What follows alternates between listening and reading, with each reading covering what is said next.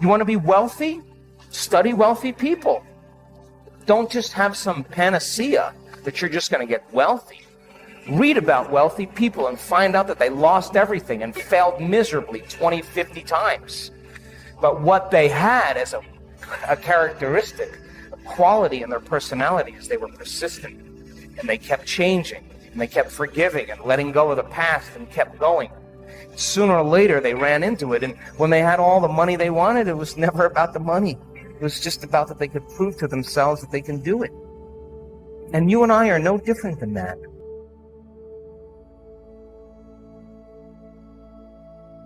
Hello, geniuses.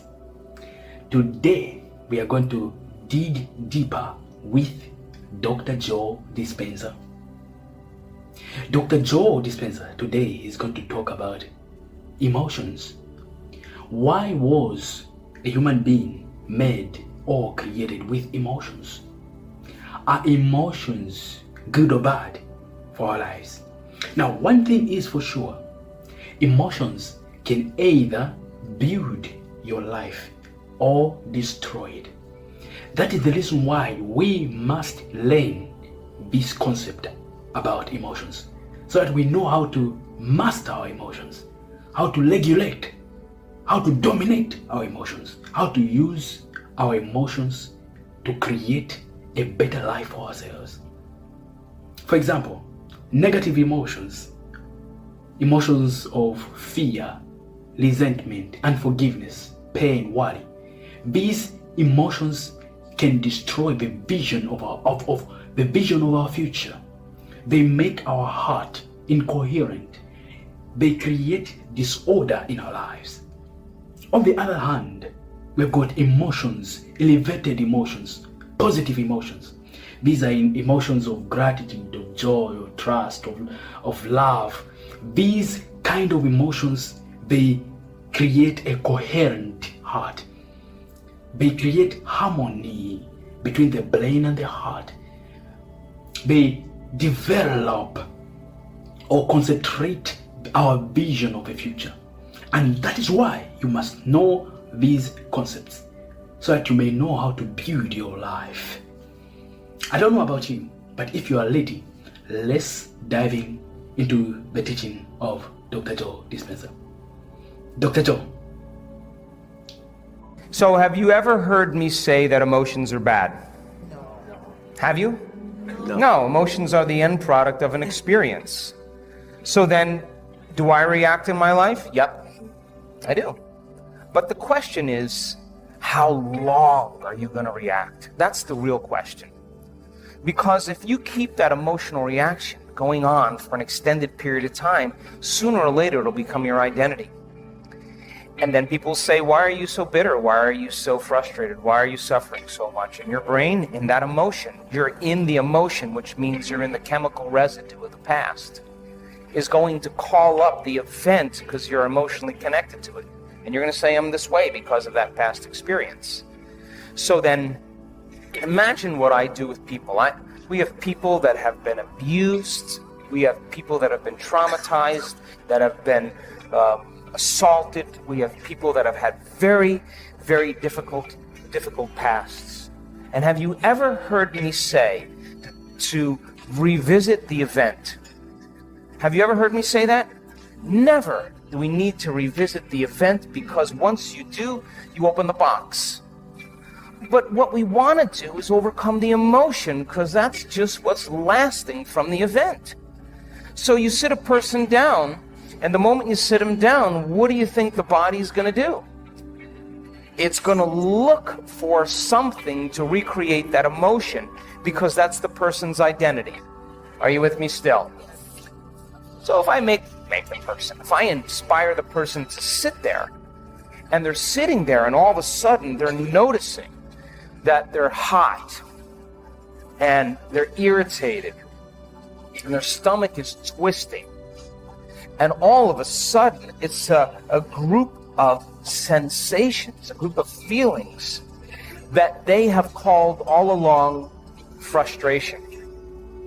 But the different sensations, the moment you name it, it becomes an emotion. But what it is just bodily sensations. It's energy that's stuck in the body. So the body is looking to go back to the past. It's believing it's in the past. Are you with me still? So if the person becomes aware that their body is doing that, and like training an animal, allow the body to feel that emotion and then settle it down into the present moment. When you settle it down into the present moment, the body starts to trust the present moment and move out of the past. And there's a release of energy. Then the body goes, well, wait a second, what's going to happen in the next moment? And it starts doing that. And it starts to try and anticipate the future. And you settle the body back down into the present moment. And every time you do that, you're telling the body it's no longer the mind. That you're the mind, and your will is getting greater than the program, and all of a sudden you start to lower the volume to that emotion. And when you begin to break the addiction to that emotion, the side effect of breaking that addiction is called joy. It's called freedom. All of a sudden the body's saying, I don't want to be tormented anymore. Now, does that mean you shouldn't grieve over things that you lose? Grieving is a biological process. It's neural pruning.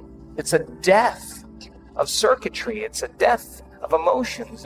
It's the absence, a void of something in your life. And that's important, but in grief, sooner or later, you got to come to a greater understanding about death, a greater understanding about loss, a greater understanding so that you can adapt to those conditions.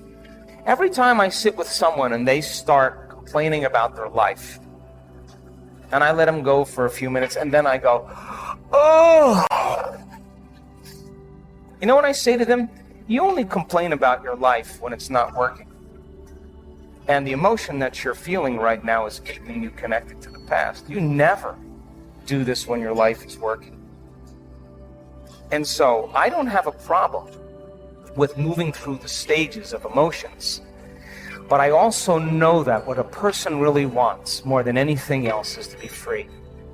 People want to be free, and I have witnessed transformation on every culture, on every skin color, every shape, every size, every age. I've witnessed it. And the same radiance that takes place in a person's face, a light behind their eyes, a different physical presentation of their face is eminent, it's real.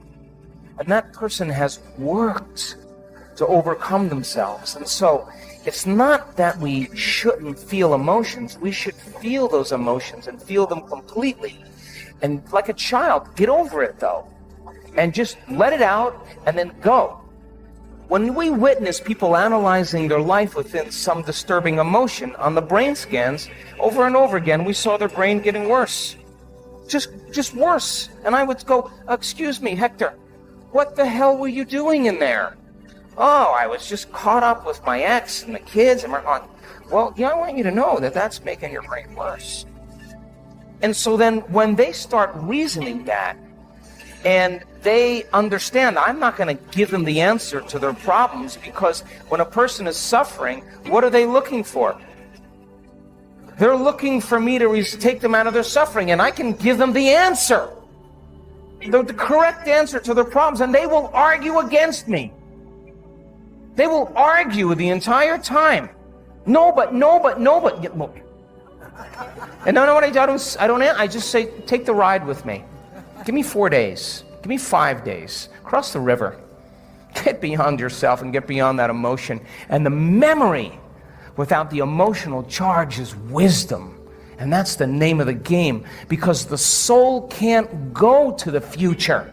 Can't create a new adventure. Can't journey back to source if you're living by some emotion that's keeping you in the past. Soul doesn't even know what to dream about. It can't, because it's seeing the future through the lens of the past. So then when the person starts coming up against themselves and they're sitting there and you say you create your reality, all right, well then I'm going to have a thought about what I want, but they can't control their thoughts. That's because their body's influencing their mind. So the only way they are going to begin to liberate energy is to be still,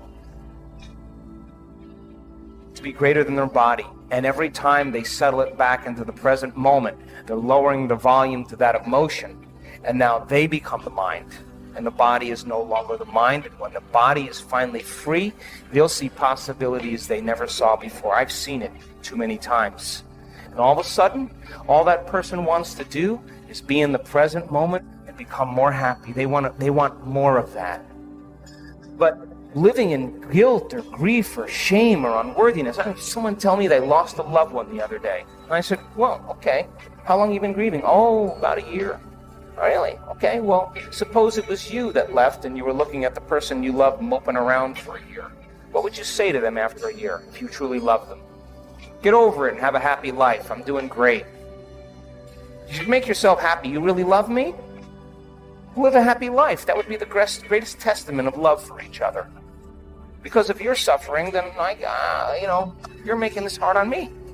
And so then we always have to update our versions about reality because it's the only way that we adapt.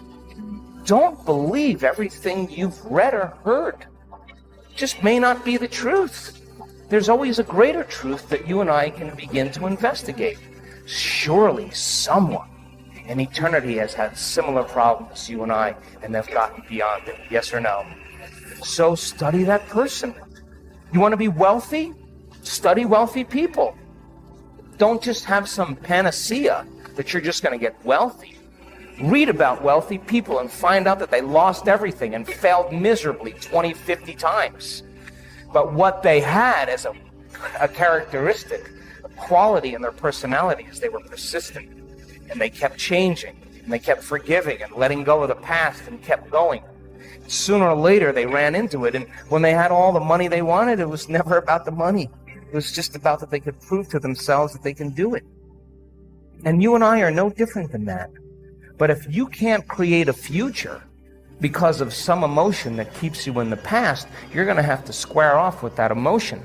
And when you sit down and your body has all those physical sensations and it's getting vigilant and it wants to get up and it wants to move and you're just going, wow, and you're settling it down and you're working with it, you got to agree with me that something greater in you is climbing out of that body. Something greater in you is awakening. And when you're able to overcome those emotions, truly break the addiction, don't you know that you'll return back to your life, face the person that betrayed you, and you will see a part of yourself that you used to be that you no longer are, and you're not going to have anything else but love for them. In fact, you're going to have compassion for them because you're going to realize how stuck they are, and you're liberated and free. True forgiveness is when you take your attention off somebody because you've overcome the emotion, and that gives them permission to show up differently in your life because you freed yourself and you freed them. And all of a sudden, reality begins to unfold in mysterious ways. And that person shows up and says, forgive me. I was so wrong. And you're over it already. And you're just like, go on with it, man. I'm in a new life. I would have never been in this new life if you didn't betray me. Thank you.